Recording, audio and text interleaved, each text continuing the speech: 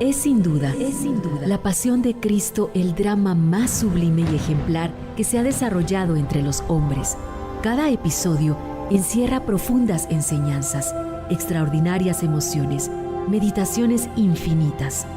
Lo que hoy vamos a compartir con usted está basado en investigaciones y estudios que nos llevarán a conocer datos interesantes, desgarradores, pero que nos invitan a reflexionar.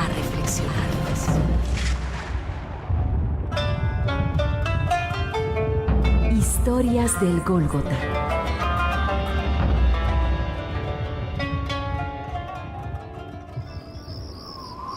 En el Monte de los Olivos. Eran cerca de las 9 cuando Jesús llegó a Getsemaní con sus discípulos. La tierra todavía estaba oscura, pero la luna esparcía ya su luz en todo el cielo. El Señor estaba triste y anunciaba la proximidad del peligro.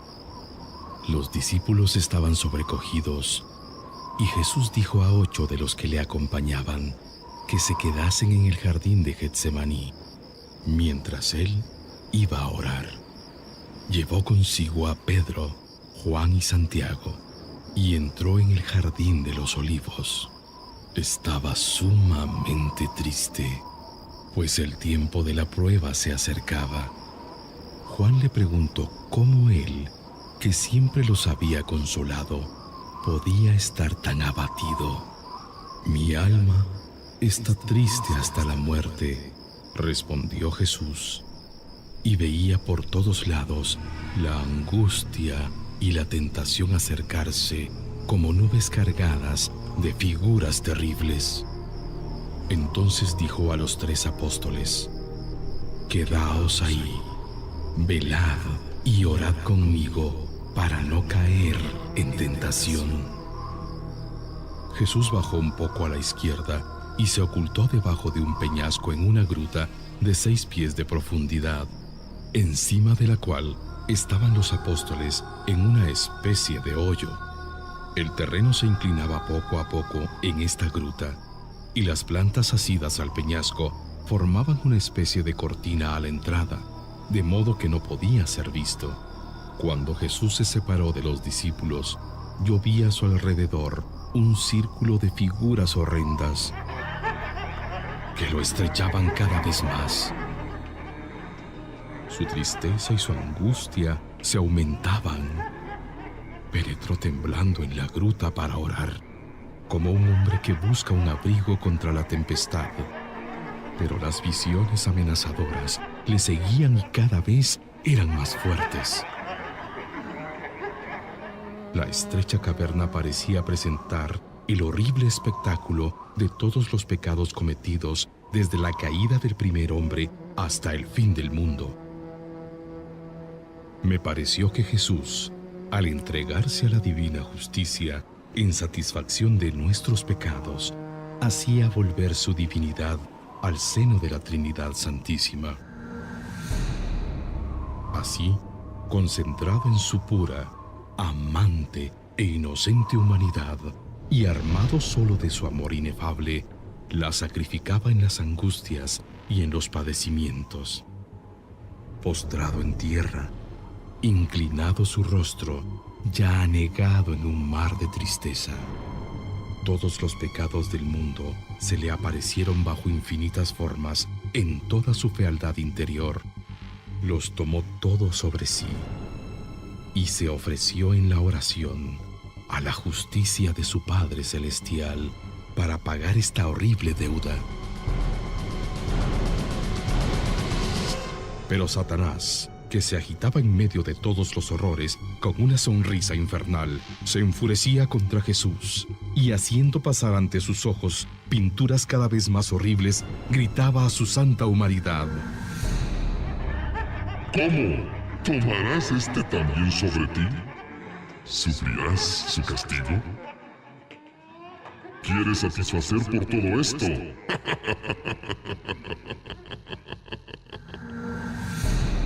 Entre los pecados del mundo que pesaban sobre el Salvador, yo vi también a los míos, y del círculo de tentaciones que lo rodeaban, vi salir hacia mí como un río en donde todas mis culpas me fueron presentadas.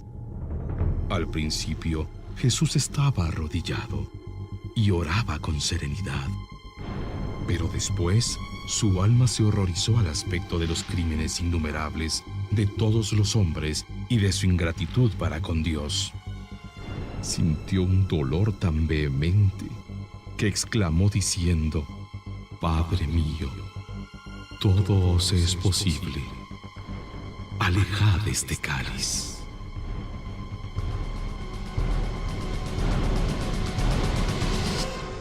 Después se recogió y dijo: Que vuestra voluntad se haga y no la mía. Su voluntad era la de su Padre, pero abandonado por su amor a las debilidades de la humanidad, temblaba al aspecto de la muerte. Yo vi la caverna llena de formas espantosas. Vi todos los pecados, toda la malicia, todos los vicios, todos los tormentos, todas las ingratitudes que lo oprimían. El espanto de la muerte, el terror que sentía como un hombre al aspecto de los padecimientos expiatorios, le asaltaban bajo la figura de espectros horrendos.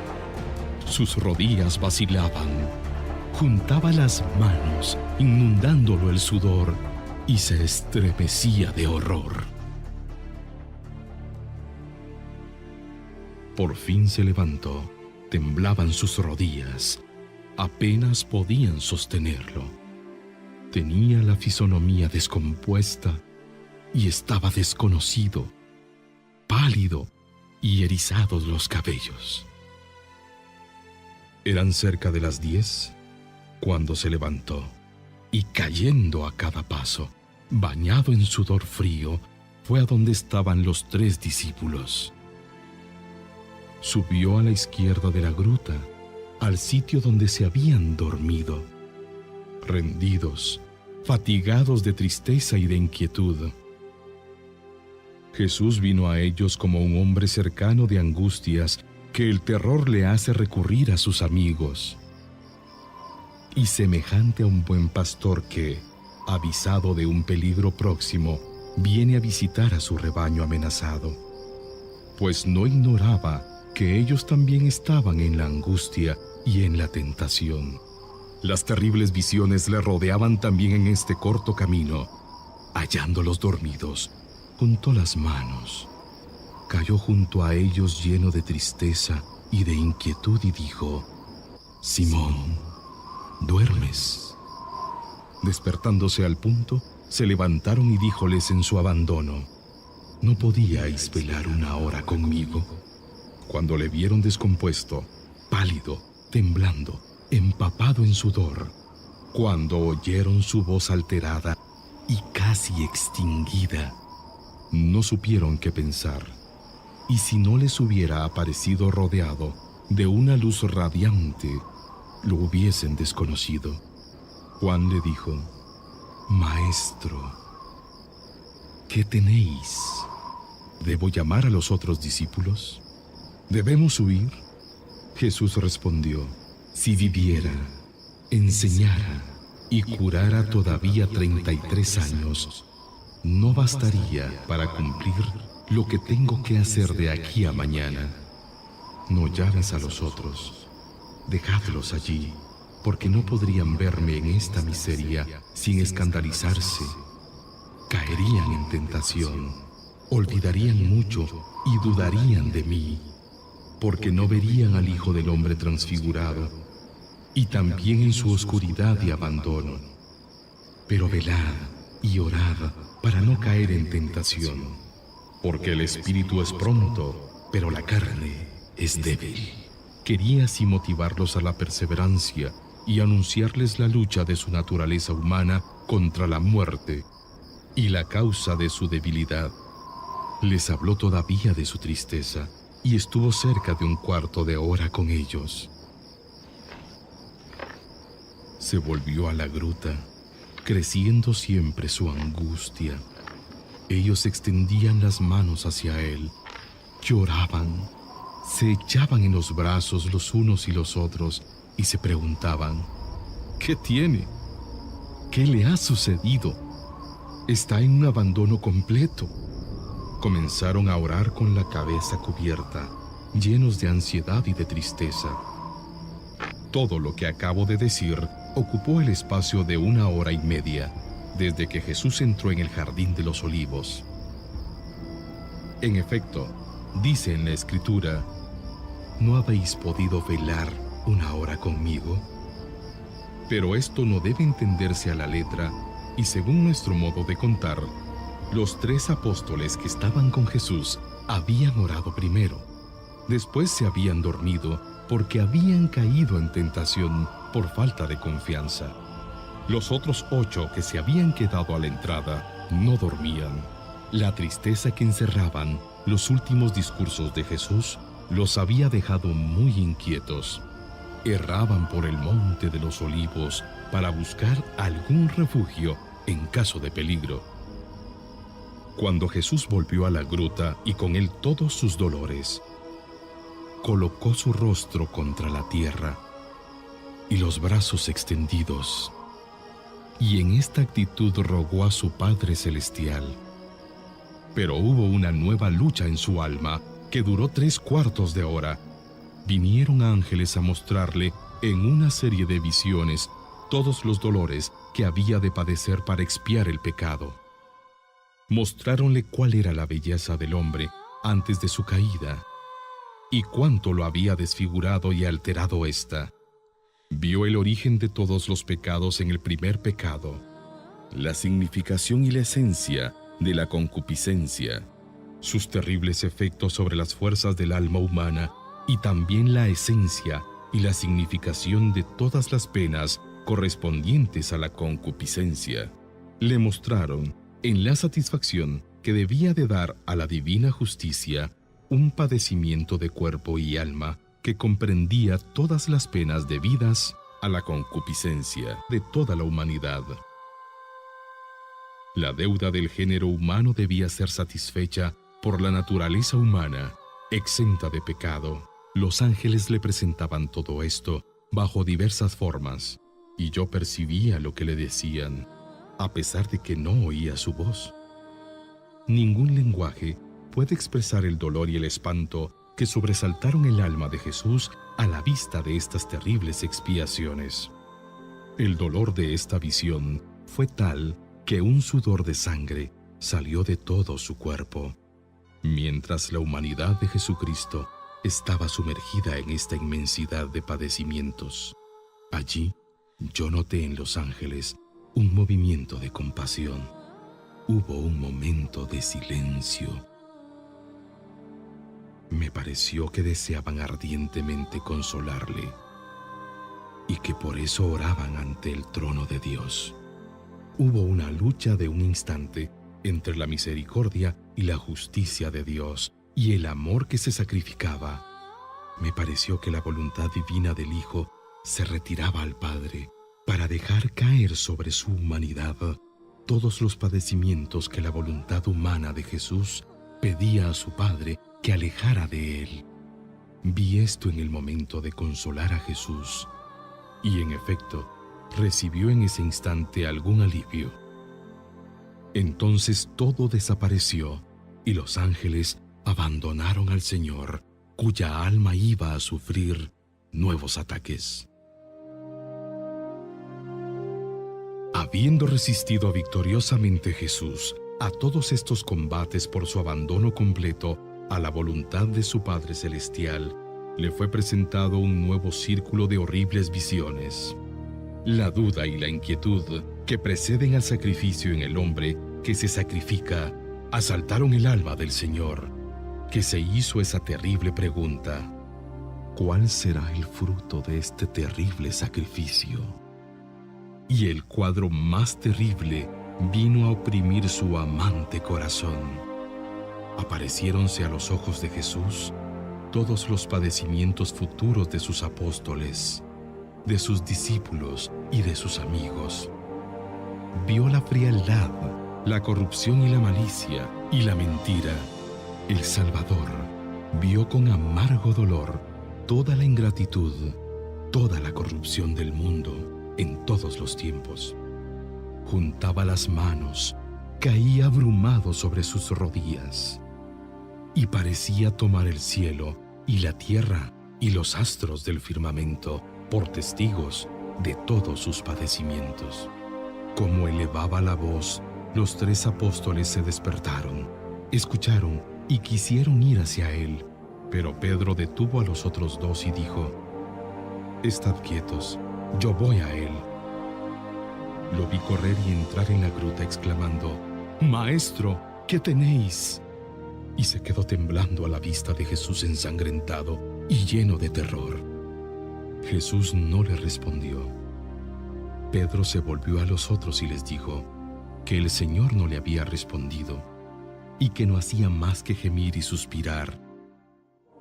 Su tristeza se aumentó, cubriéronse la cabeza y lloraron orando.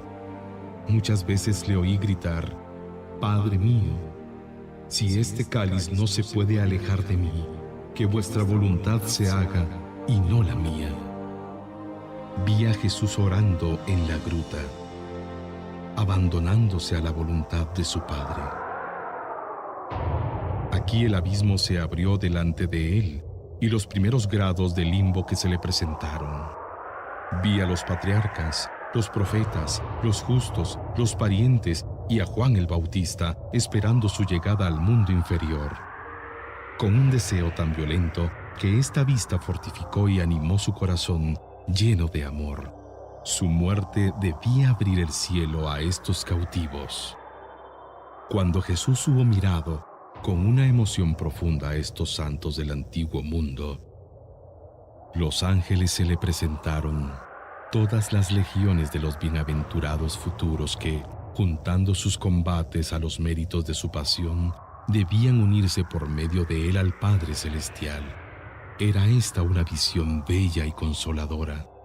Vio la salvación y la santificación saliendo como un río inagotable del manantial de la redención, abierto después de su muerte.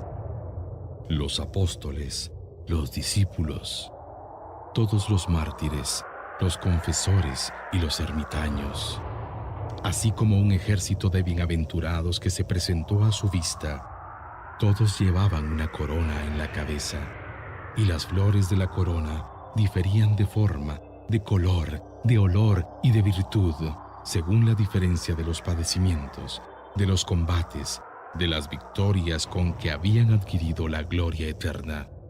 Toda su vida y todos sus actos, todos sus méritos y toda su fuerza, como toda la gloria de su triunfo, venían únicamente en su unión con los méritos de Jesucristo. Pero estas visiones consoladoras desaparecieron, y los ángeles le presentaron su pasión que se acercaba. Vi todas las escenas presentarse delante de él, desde el beso de Judas hasta las últimas palabras sobre la cruz. Vi allí todo lo que veo en mis meditaciones de la pasión: la traición de Judas, la huida de los discípulos, los insultos delante de Anás y Caifás, la apostasía de Pedro, el tribunal de Pilatos, los insultos de Herodes, los azotes, la corona de espinas, la condenación a muerte, el camino de la cruz, la crucifixión, los ultrajes de los fariseos, la abertura del costado, en fin. Todo le fue presentado con las más pequeñas circunstancias. Lo aceptó todo voluntariamente y a todo se sometió por amor a los hombres. Habiendo Jesús aceptado libremente el cáliz de sus padecimientos y recibido una nueva fuerza, estuvo todavía algunos minutos en la gruta, en una meditación tranquila, dando gracias a su Padre Celestial. Estaba todavía afligido, pero confortado naturalmente, hasta el punto de poder ir al sitio donde estaban los discípulos sin caerse. Cuando Jesús llegó a sus discípulos, estaban ellos acostados como la primera vez. Tenían la cabeza cubierta y dormían. El Señor les dijo: que no era tiempo de dormir, que debían despertarse y orar. Ved aquí, ahora en que el Hijo del Hombre será entregado en manos de los pecadores. Así les dijo: levantaos y andemos. El traidor está cerca. Más le valdría no haber nacido. Los apóstoles se levantaron asustados, mirando a todas partes con extrema inquietud. Cuando se serenaron un poco, Pedro dijo con animación: Maestro, voy a llamar a los otros para que nos defendamos. Pero Jesús le mostró a cierta distancia del valle, del lado opuesto del torrente del Cedrón, una tropa de hombres armados que se acercaban con faroles, y le dijo que uno de ellos le había denunciado. Les habló todavía con serenidad, les recomendó que se consolaran y les dijo: vamos a su encuentro. Me entregaré sin resistencia entre las manos de mis enemigos.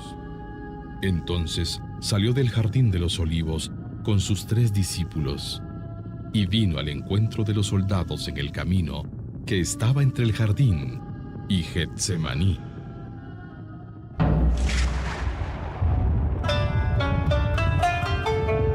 Historias del Gólgota.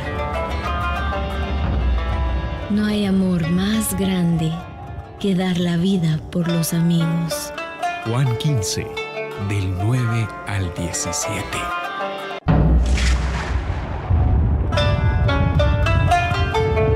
Historias del Gólgota. El Hijo de Dios vino a la tierra, vivió una vida perfecta y se entregó por nosotros en la cruz. Resucitó de la tumba y está sentado a la diestra del Padre.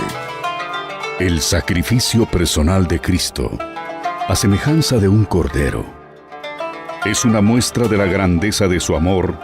Las manos traspasadas de Jesús revelan el corazón inundado del amor del Padre por ti. Voz y dirección de Eduardo Bocaletti.